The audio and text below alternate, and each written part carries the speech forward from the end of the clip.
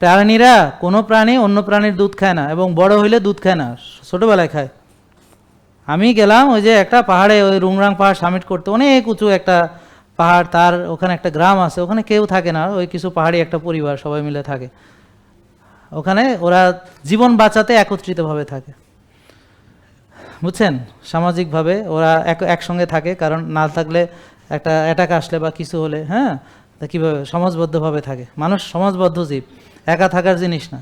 এইসব মেয়েরা দেখবেন বিয়ে করার আগে জামাইরা আগে করবো যে আমি একা একা থাকতে হবো, একা বাসানো, মানে এগুলো আলাদা করে দিতে হবো, তাইলে ঠিক আছে, ভালো জামাই, হাজব্যান্ড, বুঝতে পারছেন। আর মেয়ে মাও চিন্তা করে যে আবার শ্বশুর শাশুড়ি নাই, যে ছেলে একা, হ্যাঁ, ছেলের 3 কোলে কেউ নেই, হ্যাঁ, একাই ছেলে, তাহলে ঠিক আছে, ও আলাদা বাসা নিয়ে থাকবে, ঝামেলা নাই। মেয়ে বিয়ে দিছে, কোনো ঝামেলা নেই, ঝামেলাহীন, বুঝতে পারছেন।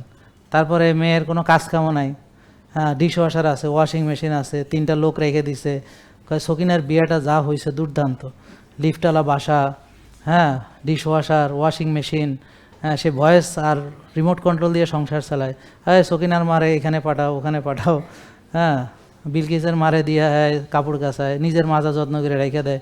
এরপর হ্যাঁ, আস্থা রুগী ছাড়া আর কিছু হয় না, অলস লোক মানে রুগী।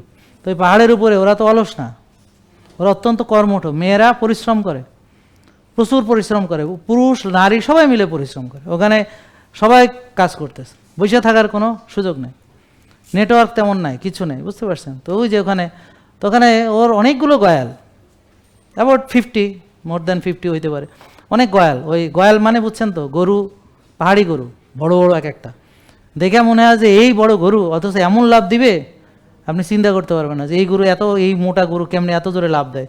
আবার যেভাবে উঠে পাহাড় একদম খাড়া, ওরা উঠে যায় তত্তর করে। আবার ওই ঝিরির মধ্যে যে পাথর পথর, ওর মধ্যে সমানে হাঁটতেছে। আর গরুর গলায় রশি থাকে না, গয়ালের গলায় রশি নাই, তো গরু গয়াল ছেড়ে দেওয়া। তা আমি বললাম তাহলে বোঝে কেমনে কার গয়াল কোনটা? ওই যে লবণ খাইতে দেয় যখন মালিক, তো যার নুন খায় ওরই গয়াল। তা আমি বললাম যে আরেকজনের কাছে যায় না, এটা তো আর মানুষ না, এটা গয়াল। তো ওরা যার মালিক তার কাছে যায়, যার লবণ খাইছে ওর কাছে যায়। মানুষে তো যার নুন খায় আর কি, গুণ না গায়ে কি করে, উল্টায় সর্বনাশ করে। তো ওরা গয়াল, যেহেতু গয়াল, ওরা মানুষ না, মানুষ হলে উল্টাপাল্টা করতো। জেকে লাইফস্টাইল, ওষুধ মুক্ত সুস্থ জীবন।